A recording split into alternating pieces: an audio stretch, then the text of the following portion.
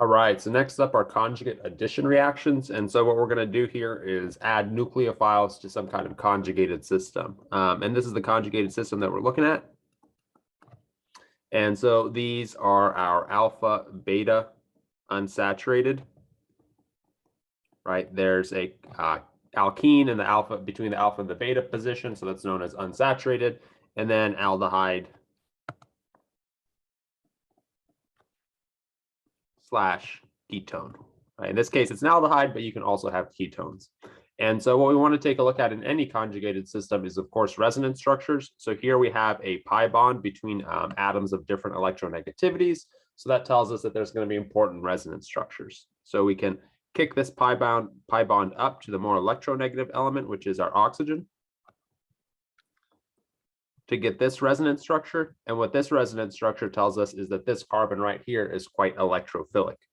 And then we've got another one of our motifs. We've got a pi bond next to a positive charge. So what we can do is we can kick this pi bond over.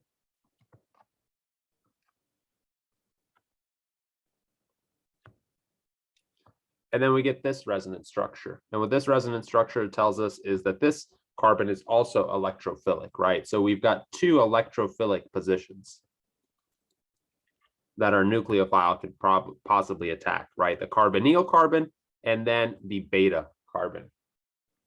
All right, so let's take a look at our two possibilities. We have our alpha beta unsaturated carbonyl. And then we've got some kind of nucleophile.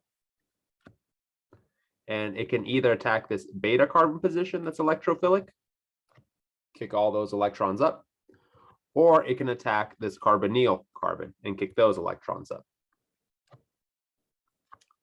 For the one on the left, we have then a proton transfer to occur just to reprotonate this oxygen.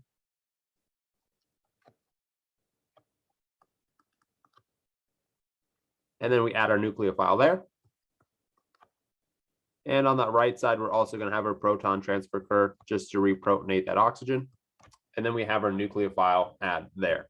Over here, we've got an enol. As we've learned, enols are not as stable as ketones. And so we can go through a tautomerization right here, a keto-enol tautomerization,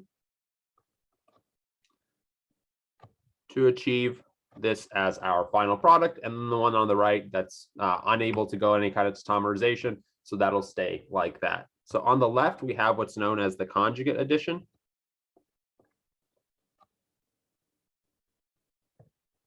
Because it's being added to the conjugated part of the molecule. And on the right, we have direct nucleophilic addition. It's adding directly to the carbonyl. The conjugate addition is also known as 1,4 addition.